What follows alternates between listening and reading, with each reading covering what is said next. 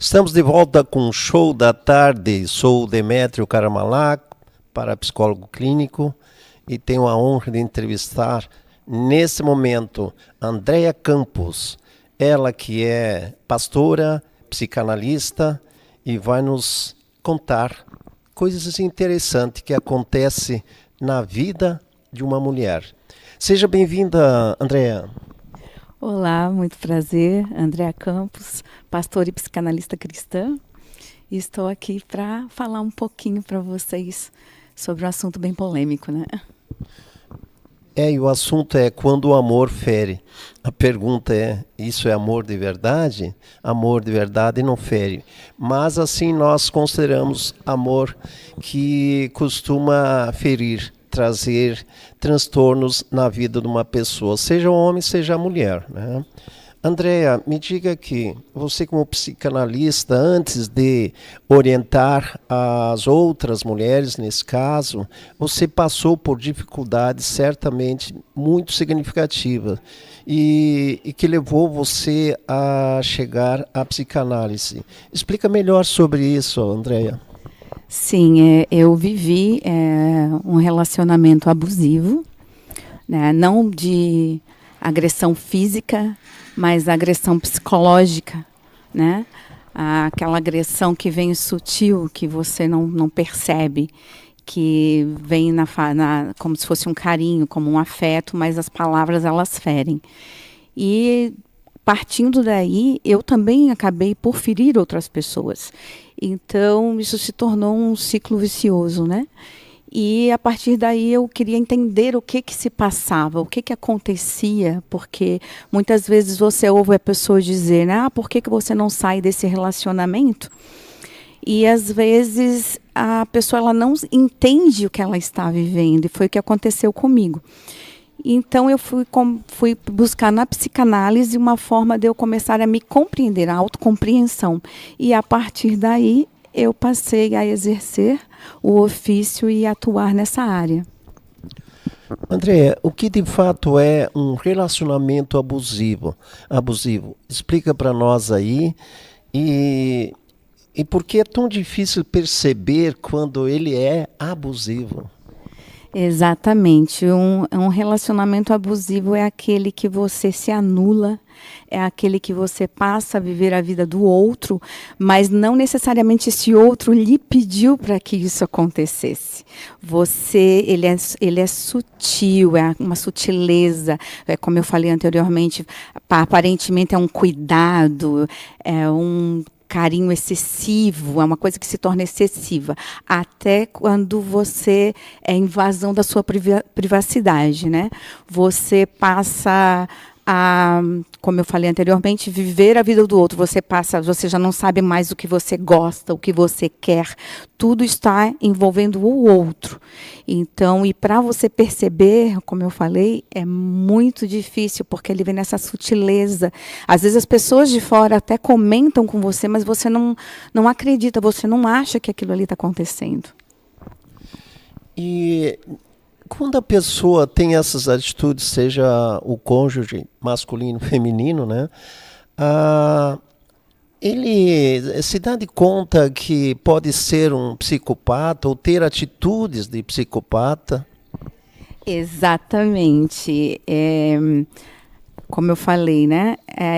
Esse relacionamento que eu vivi, eu não estava morando aqui, eu estava morando fora.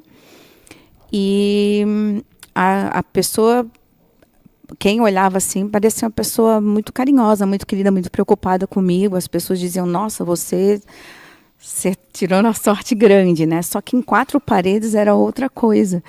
Então, eu cheguei até a sutilmente, digamos assim, sofrer uma ameaça. Porque eu estava dormindo e essa pessoa chegou perto de mim, tocou no meu rosto levemente e falou assim para mim, eu acordei, né, com aquela sensação de que havia alguém me olhando. E eu acordei no susto e essa pessoa falou assim para mim, se fosse você não dormia não, você pode não acordar.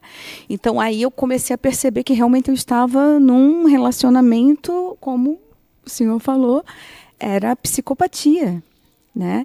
E a pessoa, eu percebi depois de estudos, óbvio, na época eu não percebi isso, que era narcisista, né? Então, é difícil realmente. E como foi o início do relacionamento de vocês? Você percebia alguma coisa diferente que havia nessa pessoa? Ou estava realmente muito apaixonada que cegou de vez, né? É assim, a princípio é tudo às mil maravilhas, né? E às vezes acontecem pequenos sinais que a pessoa não observa. Ela acha, não, isso aí foi só agora, não é sempre assim. Mas confesso que a princípio não. A princípio eu já tinha o meu filho, então foi um segundo casamento. E parecia assim, como eu sempre falava, parecia um deus grego que apareceu na minha frente para cuidar, sabe? Então foi uma coisa muito sutil. Não percebi, me apaixonei. E à medida que esse amor, porque o narcisista ele faz isso, né? Ele te conquista, ele te envolve e depois é que você vai percebendo. E à medida que daí você vai percebendo, que você vai querendo se desvencilhar, aí realmente ele mostra quem ele é, né? E quando você percebeu isso, aquilo que a gente sempre diz assim, o balde encheu, agora está extravasando, está além do limite. Então, quando é que você percebeu isso? E que atitudes você tomou após esse entendimento? Eu percebi meio tarde, porque eu sempre pensei assim, o casamento é para a vida toda.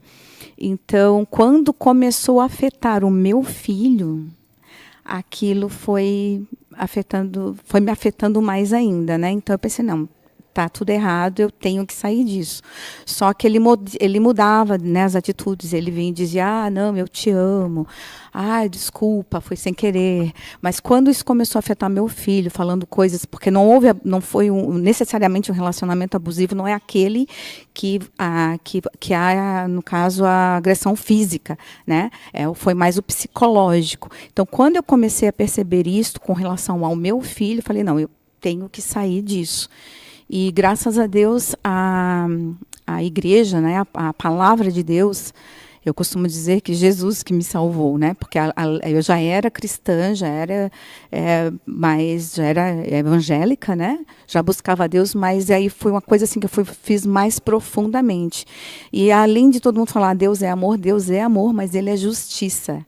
E Deus não gosta que a gente viva um relacionamento que você está se acabando por dentro, né?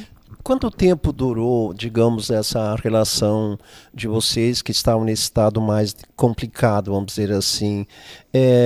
Após essa decisão da separação, você teve sentimentos de culpa, alguma coisa assim nesse sentido? Com certeza, foi uma mistura de sentimentos. Eu me senti culpada, primeiramente, por não ter visto isso antes, né? Percebido isso antes. Depois eu me senti culpada porque eu achava que eu poderia ter salvado, ter feito alguma coisa, e a gente não salva ninguém. Então foi aquela mistura de sentimentos, aquela culpa que essa culpa é uma armadilha que faz muitas mulheres e muitos homens também, que eu conheço homens na mesma situação, né, a acabarem retornando para o agressor psicológico justamente por causa disso. Bom, o que você aconselharia depois de ter vivenciado, digamos, essa experiência, né? Não vamos julgar ninguém, né? Mas foi, de fato, uma experiência e tanto que fez com que você se tornasse hoje uma profissional na área da psique, né? Como você lidou com isso, sendo uma pastora e psicanalista ao mesmo tempo? Mas o mais importante, eu gostaria de saber, aliás, que você falasse o que diria para as mulheres que estão vivendo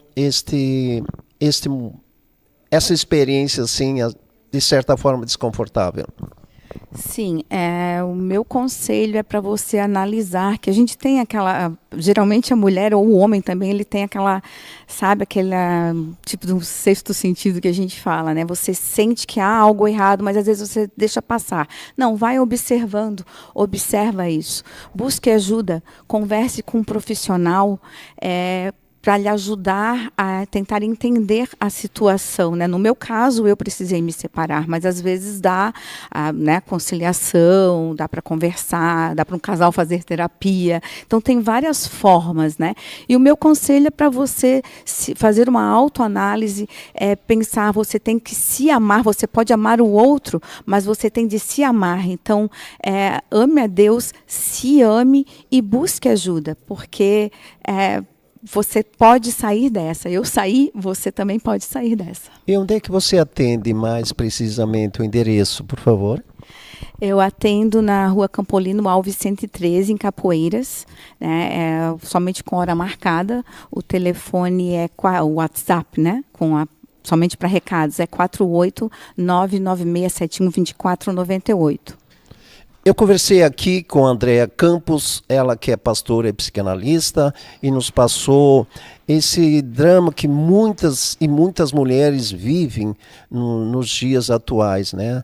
Então agradeço muito a sua presença aqui, pelos esclarecimentos que nos deu, e ao Show da Tarde, que volta em seguida. Muito obrigado.